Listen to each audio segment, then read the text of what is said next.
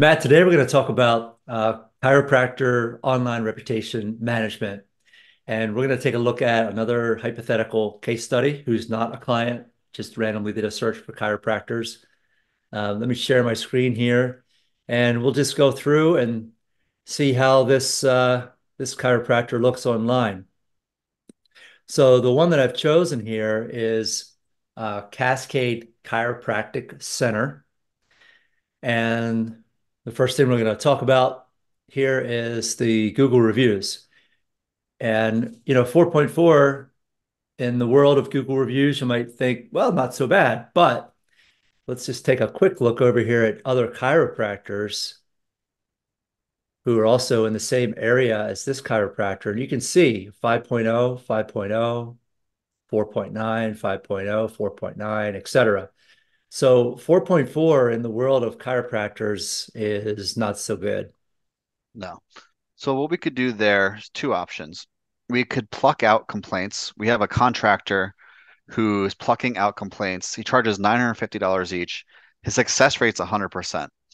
We've tried other removal companies and they get like 1 in 5 removed. They charge a lot less, fraction of that, but their success rate's pretty abysmal. I think they're just flagging it, hoping to get lucky. This one contractor, no idea how he does it. I wish I did because we could bypass him, but he gets 100% of the complaints removed. So I would get the complaints removed. Or if you have a lot of complaints, there's another contractor we have who can reset a page. So basically, he removes the page and then you can create a new page with a fresh, new, clean slate or just stay off Google Business forever. My opinion, if your business model has improved, maybe you had a bad receptionist who got a lot of complaints, you have a new one, then get a Mhm. new page going. But if you're still doing shady practices or maybe you're just not that great at getting good reviews, just stay off Google Business forever. Um, So those are yeah, that's great. So those are the two professional solutions that we can offer to help someone. Let's take a look at this just from the business owner standpoint. Like I see these are the only two negative reviews, by the way. And I see some actionable things that if I were the business owner, I would do. But I wanted to get your opinion, starting just on this first one here from Chauncey Day, a 1-star review. It says, not helpful at all, had an emergency, and all they did was try to schedule an appointment.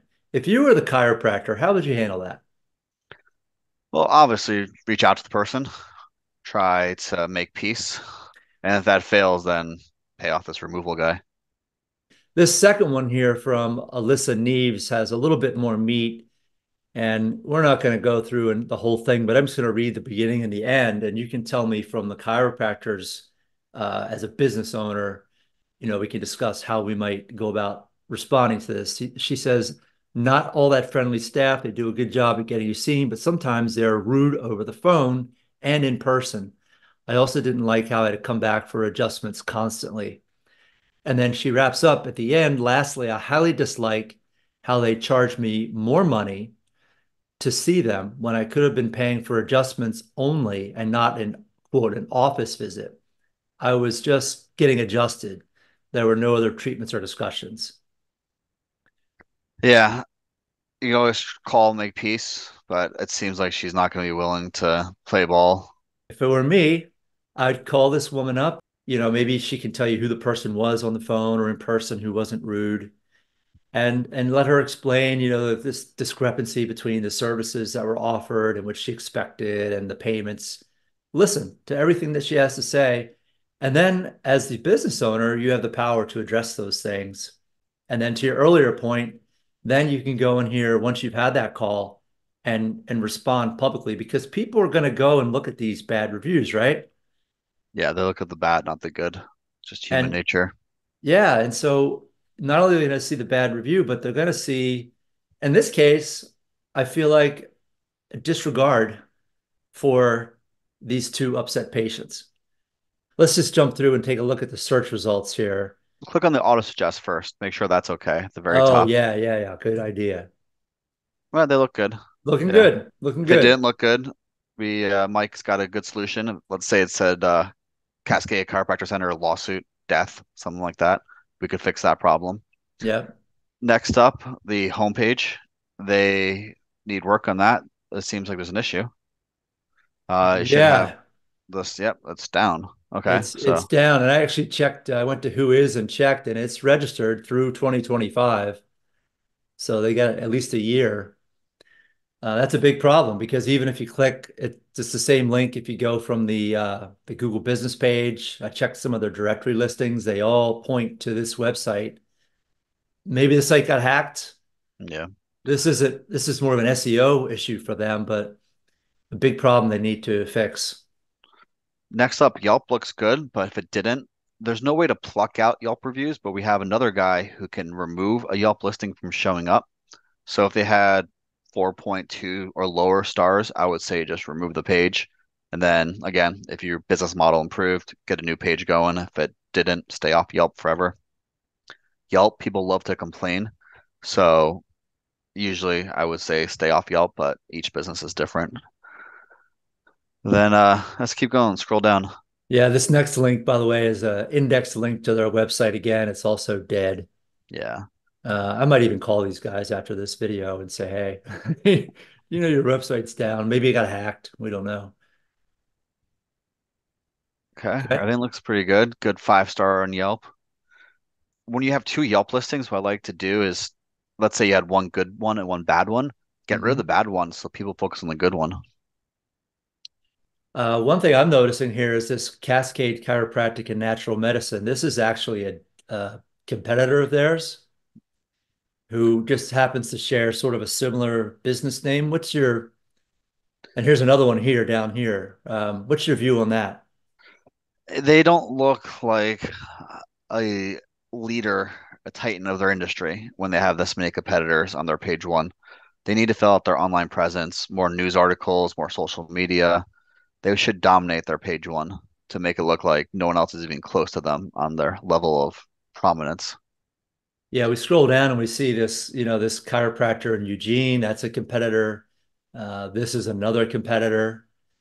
So they just happen to have sort of a common business name. But yeah, to your point, I mean, if they had their website back up, if they just, I mean, low-hanging fruit here, you create a YouTube channel, Instagram, you know, TikTok, Twitter, and link Mhm. those things to the website, that would tell Google, hey, all this stuff is related. When someone Googles Cascade Chiropractic Center, show all my stuff.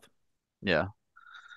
A lot of those sites that you mentioned for an old chiropractor, let's say he's old, it's kind of intimidating getting on TikTok. I mean, for me, it's intimidating getting on TikTok. It's all young kids dancing and snippets and stuff. It's like I wouldn't know what to post. If I was old school, I would get on sites that you just post once forever and it stays forever. Um, News articles, press releases, they rank on page one well, the good ones. You can talk about your services, kind of keep it generic, and you don't have to worry about staying cool and relevant on Instagram, Twitter, TikTok. If you are good at making videos, then yeah, by all means, it's a great way to make some money.